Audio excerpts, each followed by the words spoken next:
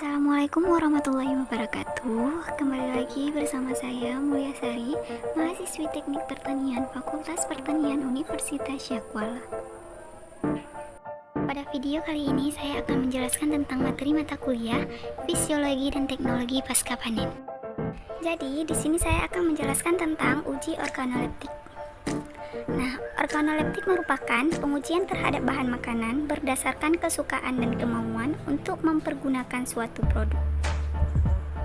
Nah, sedangkan uji organoleptik atau uji indera sendiri merupakan cara pengujian dengan menggunakan indera manusia sebagai alat utama untuk pengukuran daya penerimaan terhadap produk. Nah, pengujian organoleptik mempunyai peranan penting dalam penerapan mutu. Pengujian organoleptik dapat memberikan indikasi kebusukan, kemunduran mutu, dan kerusakan lainnya dari produk. Adapun syarat-syarat yang harus ada dalam uji organoleptik adalah adanya contoh atau sampel, adanya penelis, dan pernyataan respon yang jujur. Dalam penilaian, bahan pangan sifat yang menentukan diterima atau tidak suatu produk adalah sifat indrawinya.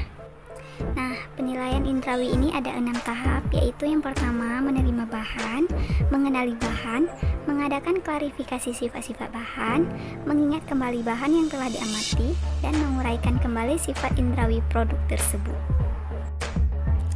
Adapun tujuan dari uji organoleptik ini yang pertama yaitu pengembangan produk dan perluasan pasar. Yang kedua ada pengawasan mutu yaitu seperti bahan mentah, produk, dan komoditas. Yang ketiga perbaikan produk. Yang keempat membandingkan produk. Dan yang kelima yaitu evaluasi penggunaan bahan, formulasi, dan peralatan baru. Nah, hal-hal yang tercakup dalam pengujian organoleptik ini yang pertama yaitu ada penelis. Nah, dalam penilaian organoleptik, seorang penelis membutuhkan indera yang berguna dalam menilai sifat indrawi suatu produk, yaitu yang pertama, penglihatan yang berhubungan dengan warna, bentuk, dan ukuran. Yang kedua, ada indera peraba yang berkaitan dengan struktur, tekstur, dan konsistensi. Yang ketiga ada indera pembau, misalnya itu ada bau busuk yang terjadi pada bahan tersebut. Yang keempat itu ada indera pengecap. Yang kedua, laboratorium penilaian organoleptik. Nah, laboratorium penilaian organoleptik adalah suatu laboratorium yang menggunakan manusia sebagai alat pengukur berdasarkan kemampuan penginderaannya. Unsur-unsur yang penting dalam laboratorium penilaian organoleptik adalah yang pertama yaitu ada suasana. Nah, meliputi kebersihan, ketenangan, dan kerapian.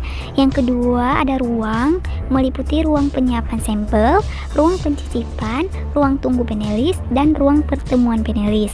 Yang ketiga yaitu peralatan dan sarana, meliputi alat penyiapan sampel, alat penyajian sampel, dan alat komunikasi. Yang ketiga ada persiapan contoh. Penyajian contoh harus memperhatikan estetika dan beberapa hal lainnya seperti yang pertama suhu. Contoh harus disajikan pada suhu yang seragam, suhu di mana contoh tersebut biasa dikonsumsi. Yang kedua yaitu ada ukuran. Contoh untuk uji organoleptik juga harus disajikan dengan ukuran yang seragam. Yang ketiga ada kode. Penamaan contoh harus dilakukan sedemikian rupa sehingga penulis tidak dapat menebak isi contoh tersebut berdasarkan penamaannya.